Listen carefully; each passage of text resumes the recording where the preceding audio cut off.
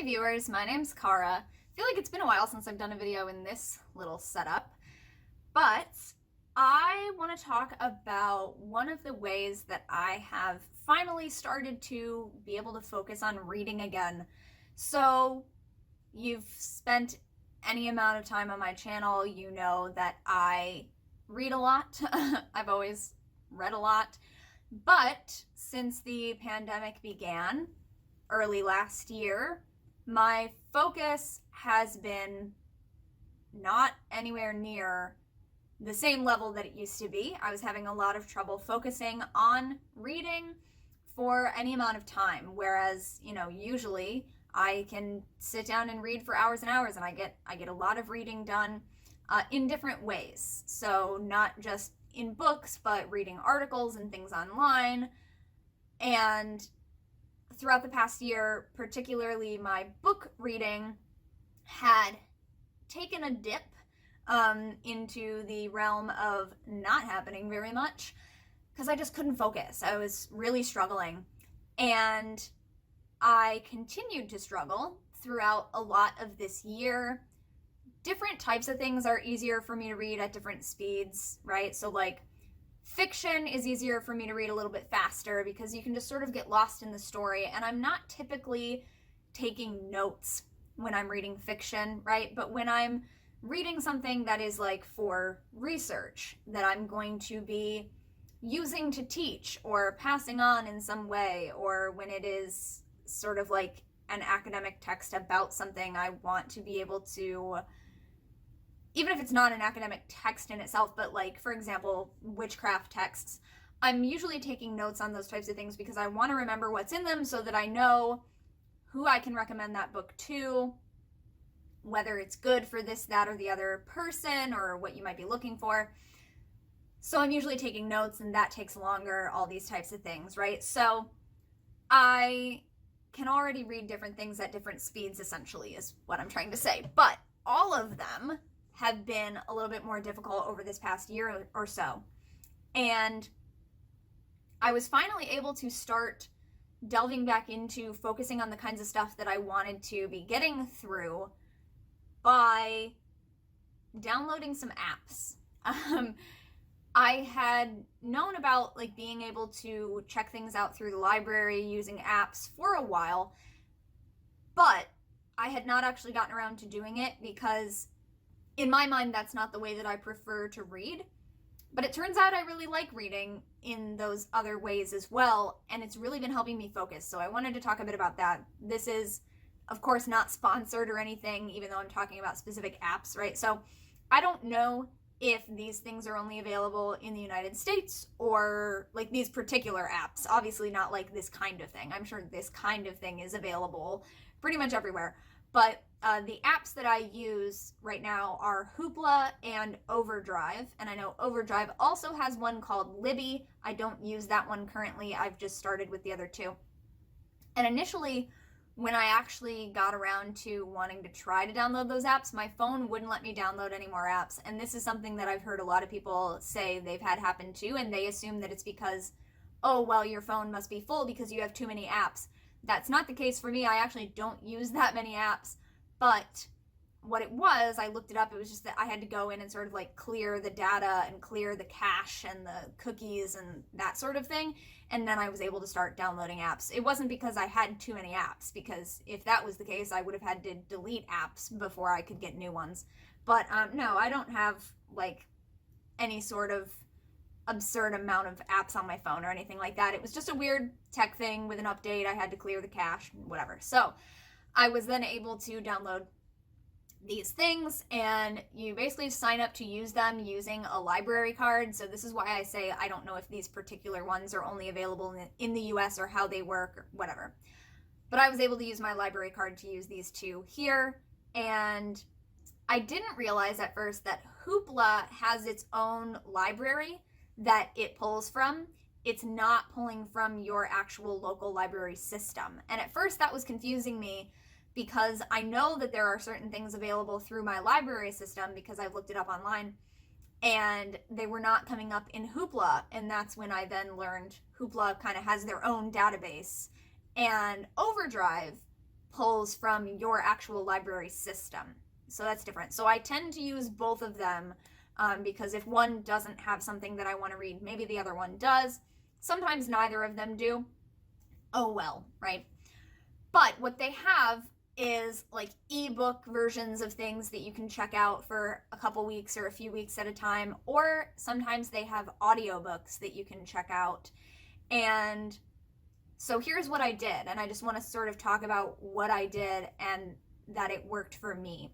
So at one point there was like a novel that was recommended to me on Hoopla that was a fiction, just a novel, and it sounded interesting, and because it was fiction, it's not something I take notes on. I did just listen to that when I had some time while I was crocheting or doing something else with my hands. I could just listen to this book and do something.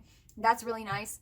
So, for that kind of thing, I can just listen while I'm doing something else, while I'm washing dishes, whatever, right? Folding laundry, whatever the case may be. But mostly what I was doing was looking for audiobooks of books that I already have, that I'm already trying to get through, that had been giving me trouble because I wasn't able to focus on them. So for example, Margot Adler's Drawing Down the Moon. I've already read it before. I read it years ago, but I was in the middle of rereading it this past year, and it was taking me so long because I just couldn't focus. And I'm also like taking notes on it this time. Before, I had just sort of read it straight through. And it is clear that now, to me, when I look back, that I forget a lot of stuff when I just read through things that way. I remember some things that really stick with me, but there's a lot of detail, additional stuff that I like to know now, information that I would like to have on hand and be able to use in my day-to-day talking with people about witchcraft, etc., that I just did not remember was in that book at all. So now I'm rereading it, I'm taking notes along with it. I tend to remember more things when I have also written them down. And that just takes more time, right? So especially if you are also having trouble focusing in the first place, that just was not happening for me. So I checked out an audiobook of it. And what I've been doing is setting up my stuff like I'm going to read. Normally I have like these little lap desks sitting over here. That's what that purple thing is. I get my little lap desk so I can sit on the couch, and I've got the book and I've got the notebook, and then I've got my phone playing the audiobook. And you can change the speed. And this was important because depending on what it is, I cannot listen to a video, let alone an audiobook, if it is going too slowly, if I feel like it's slow. Now, some days I set it a little bit slower. Other days I set it a little bit faster. It just depends on kind of how quickly my brain is processing that day. So I love the fact that you can change the speed at which the audiobooks are read, because what I have to do is, however quickly I am actually able to read that day, I match the speed of the audiobook to how quickly my eyes are actually going across the page, and I'm following along in the book. Because if it's being read a lot slower, my eyes are just going to go faster across the page anyway, and I'm not actually going to be paying attention. I'm going to be getting confused. So I have to kind of figure out how quickly am I going today, and then I match the audiobook to that so that listening to the voice is kind of keeping me focused on it. And what I have found is that I get a lot less distracted, and I'm able to get into that zone of like reading something quicker, and I'm able to stay there longer again, like closer to how it usually would have been before. So that has really helped me, and I finally finished a chapter in Drawing Down the Moon that I had been stuck on for a really long time because of doing that process. And then when I do want to stop and take a note on something, I just hit pause on the audiobook and take my note as I normally would. And then when I'm ready to start reading again, I press play, and it usually backs it up a few seconds so that it kind of brings me right back into where I was. Or there's a little button you can skip back a few seconds at a time. I skip back, so I go back to the beginning of that sentence or whatever. Because of doing this, I also was able to finish, finally, How to Be an Anti-Racist by Ibram X. Kendi, which is not a difficult book, really, by any means.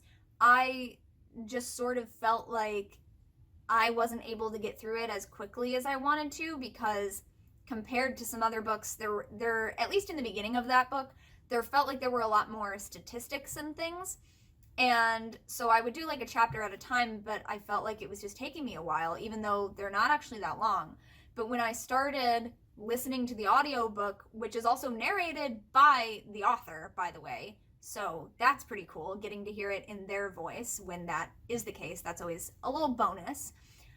I was able to get through those things faster. And there were even a couple where I got to the end of the chapter and I was like, oh, it's the end of the chapter already? That felt like it went fast, right? So then I was like, oh, this really, it wasn't going to take as long as I felt like it was going to take. So there was like one day that I sat down and I just finished the last 5 chapters of that book in one day because I was listening along to the audiobook, and that really helped me. Again, pausing when I needed to take a note or whatever. And that had just been really, really working. So when I am able to get an audiobook version of a book that I'm already reading anyway, and I can follow along in the text and listen, when it's something that I'm like trying to absorb, and especially if I'm also taking notes on it, that has been really helping me. Again, when it's fiction, I'm not taking notes on it, so I'm just kind of able to listen and I can be doing something else. So that's different when it's fiction. Now, the other thing, though, is eBooks. Every so often, there's a ton of books that I want to read, and I don't have the budget to go out and buy all of them immediately. So if it happens to be online, I can at least read the ebook sample, like the preview, first few chapters, to see how I like it, or whatever the case may be. And sometimes I just go ahead and check out the ebook immediately. Or actually, what I've done a lot of the time is I'm going through their respective sort of databases, searching a bunch of stuff that I already know is already on my list to read that I don't already own, just to see if they have it, and then I'm saving it to my favorites, so that when I am ready to start a new book in an ebook format, I've already got it in my favorites list and I kind of already know what's there. So that helps me to feel like I can read more stuff without having to spend the money on it right away. And then if I read it and I love it and I'm like, yes, I want to own this book, then I'll go out and actually purchase it when I have the available budget to do so. So that helps me in multiple ways. And that's always why I've largely been a library book person. Again, if you've watched my book videos for any amount of years, over the last few years especially, I've been talking a lot about how a lot of the books that I've been reading are things that I've checked out from the library. So that's still the case. I'm just now checking out ebooks or audiobooks from the library or from Hoopla using my library account. So without having to wait for the physical book to come in and all of that, right? So it's just a little bit more instantaneous because you can see, even if it's on a wait list, like you can see what number you are, you get an email when it's available, and then it goes back and you can immediately check it out again if there's no hold on it, or it keeps track of like all of that for you. It's just a little bit quicker. So I don't have to plan ahead as much, like, oh, I would like to start reading this book, I need to check it out now, and then I don't know if it'll come in 2 days or 2 weeks, so the ebooks tend to be a little more instantaneous unless it is through Overdrive and there are holds on them, because they are through the library system and only certain amounts of them are available at a time. But anyway, reading the ebooks also has helped me because I read a lot of stuff on my phone as it is. So throughout the past year and a half, I have not always felt up to getting out the lap desk or coming here to my actual desk and having my notebook and a book and like sitting down to like do the reading thing, right? But I'm on my phone a lot anyway, and I know not everybody likes reading on a phone screen, but I do a lot of reading on my phone screen as it is, so I'm kind of already used to that. I read a lot of articles that way, etc. I actually did get a tablet from my mom that she no longer needed, couldn't use, and she had gotten herself a new one. And I was thinking that I would use that to read ebooks. Like, specifically, that would be the thing that I would use it for because it's a little bit bigger of a screen. But in reality, the size of my phone screen for reading doesn't bother me. in general. And then especially because these apps allow you to change the size of the font. So you can make it bigger font and have fewer overall words on a screen at a time because it's bigger, or you can make the font smaller and have more words on the page at a time. So you can adjust that. So especially with that sort of feature, it feels very comfortable for me to read things on my phone, and it always did anyway. So I know that's just something that is unique to me that might not be everybody else's experience. You might not like reading things on your phone screen, so you might prefer to have it on another type of device with a bigger screen. But for me, this has been working because I am reading things on my phone screen, and so, you know, it's typically already right there next to me. Maybe I'm checking Instagram, I'm messaging friends, I'm doing something, or I'm watching a video, and then I'm like, you know what, now I'm going to read a chapter of a book, and it's just right there. I don't have to move. I don't have to feel like, oh, I've got to get up and go across the room and get my lap desk and get my notebook, whatever. It feels very low effort, which is important for me on many days. If I feel like, oh, I want to read, but it feels like so much work that day to go and get my reading set up, done. If it's just right there on my phone, it's like, I feel like reading. Boom, boom, here we go. I'm reading. Like, there it is. There's the book. And then especially, I like the fact that, again, you can change the size of the font, but in general, like the default size, pretty good size. It's a little bit bigger than it normally would be in the book anyway, so cool.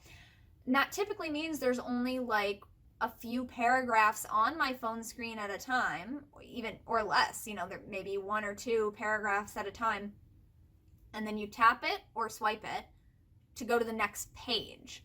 Now, the page count that it gives you, of course, looks a lot bigger because you're only seeing a little bit of like what would be a page in the book at a time on your phone screen. So reading it in the app, like as an ebook on my phone, it might be like triple the amount of pages compared to what it might be in the book. Like it might take 3 phone screen swipes to cover what would be 1 page in my book. But because of that, they also go by 3 times as fast, right? So if it says 300 pages remaining where it would normally be 100 pages in the book, or let's even use a smaller example, a 30-page or a 10-page chapter in the book looks like 30 pages on the app, but I go through them 3 times as fast. So to me, it feels like, ooh, wow, I'm really reading this quickly. I'm really getting through this. This is easy, right? It feels like what I'm doing is simple. It doesn't feel like, oh, 30 pages, or even like, oh, 10 pages, but sometimes depending on the book I'm reading, it takes me an hour to get through 7 pages of like dense material, and I'm also taking notes or whatever. When I'm looking at the eBooks, it just feels faster, and that feels rewarding, and that's something that my brain needs right now. And I know that might be true for a lot of you. Maybe not for everybody. But that is something that I have found very helpful. Like the fact that I'm like, I only need to focus on like a couple paragraphs at a time instead of a full page, or even like looking at a 2-page spread at a time, right? Like you're looking at all these words that you're about to have to read, and how long is that going to take? I'm only looking at a little chunk at a time, and then it's done, and I click to the next one, and then it's another small, bite size bit, and then click to the next one. That feels good. So that has been really helping me about it being eBooks on my phone.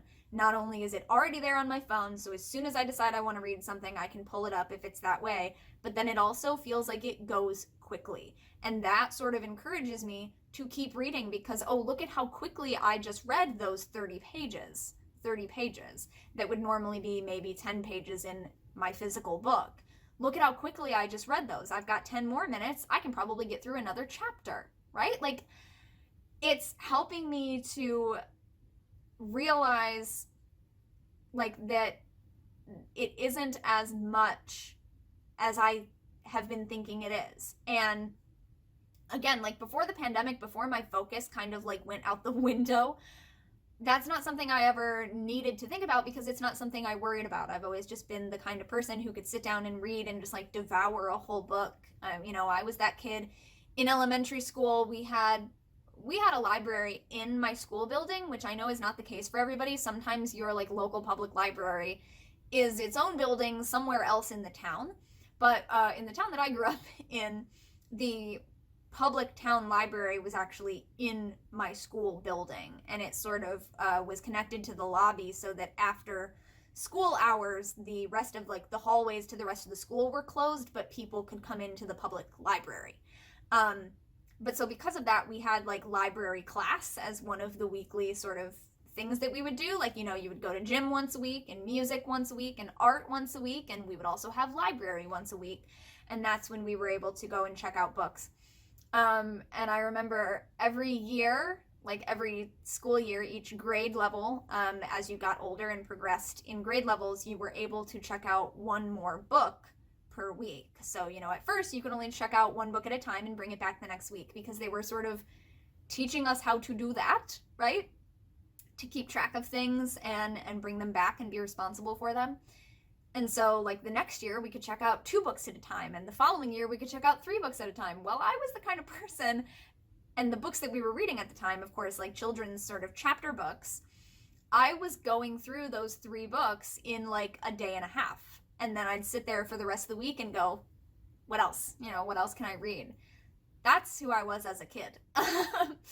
And now here I am, 31 years old, in the midst still of a pandemic, and I'm like slogging through my reading, and that just feels so different. And I know that that is a shared experience that many people have. Not only have many of you already been having that experience of reading, that focusing is hard and it doesn't feel fun, and you would love to be able to read more, but you just can't, and for various reasons.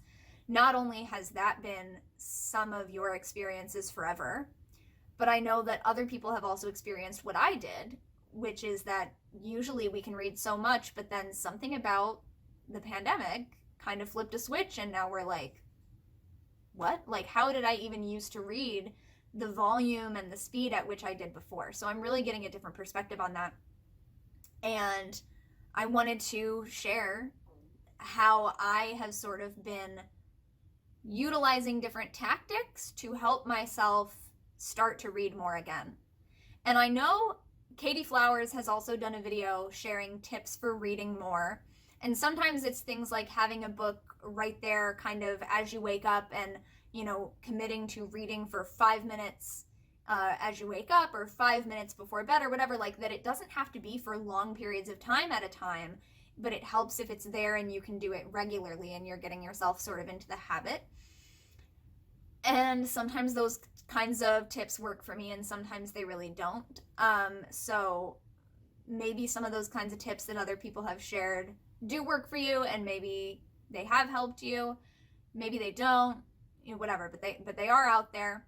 And so just in the interest of having it out there in case it can help anyone, I wanted to share this little bit of experience that I have now had over the past few months trying to incorporate audiobooks with reading the physical book, right? So like, I have not really done many audiobook witchy books where I'm just listening to it, where I would not also be following along in the book yet. I feel like for me personally, my style, if I was to do that, which I'm sure I might end up doing at some point, I would still want to have a notebook. And I know some apps allow you to do highlights and quotes and notes right there in the app, so then you can look at them. I don't think the ones that I'm using really allow you to do that in a way that lets you save it even after the book has been returned. It looks like Hoopla does not do that. Overdrive might, but I haven't really explored that very much yet, about like, once you return a book, can you still see your bookmarks from it? Or, you know, like, where do they go in the app after that point? I haven't really explored that. And I like taking physical notes if I have that option. So I feel like if I were to do that with like a book that I would normally be reading and taking notes on, I would still want to be at least taking the notes, even if I was listening to it. But the specific way that I have been utilizing audiobooks for that so far has been listening to audiobooks that I am also following along in the physical book. So I've got the physically focusing on the words and hearing them. That is what has been helping me. I know that might not be the answer for everybody. So this is just in case these ideas might help you, or really in case you were just curious about like how I'm doing with my reading, because I was doing a lot of like reading progress videos for a while, and I'm still tracking my reading in my planner, where I color in the blocks, which is very fun for me. I'm still doing this, right? So there's a lot of things I've not finished. I'm still working on finishing some of the ones that I had started in 2020, but I'm making a lot of progress on that a little bit at a time, and that feels good. Like seeing that progress finally happening, getting to color in my little blocks is fun. So I like that mode of tracking.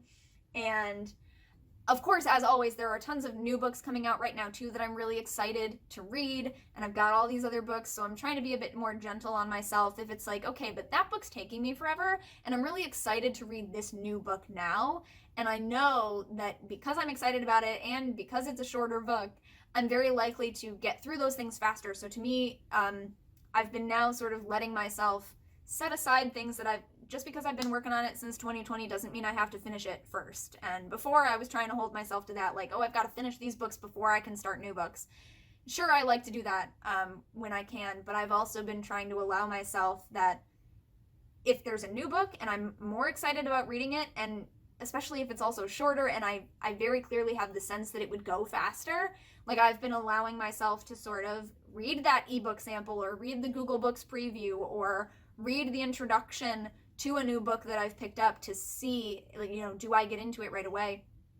And then if I have the sense that like, yeah, I can get through this more quickly than slogging through this other dense thing that I still want to read, but that is just taking a different timeline, I've been letting myself do that. And that's how I've been able to, like, I have finished multiple books this year, and they're all books that I also started this year, and I just finished them a lot faster.